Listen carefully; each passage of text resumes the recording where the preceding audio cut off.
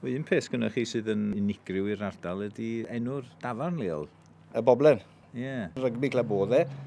A fe gath ei werthu mas i'r bychan lleol.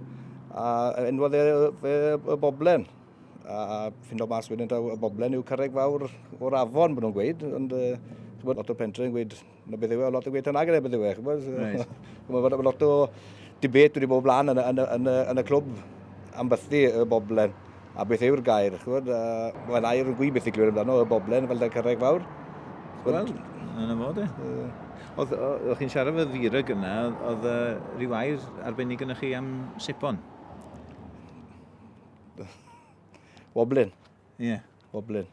A'i sipon siafio'n unig, ta sipon... Na, fi'n credu wneud woblen mas o sipon. Chybod, ysych chi'n treddu fynd a'ch dilo, fydde'n fam fi'n gweithio fi am fy gym, dwi'n meddwl, dod o woblen ar dy wyneb, na'r golch dy wyneb. Reit. Chybod, woblen fel, beth nhw'n galw yn Saesneg, byddwn ni'n meddwl yw... Ewin, math o beth, creu yr ewin. Creu fel annig bod nhw'n ddech wyneb, ie.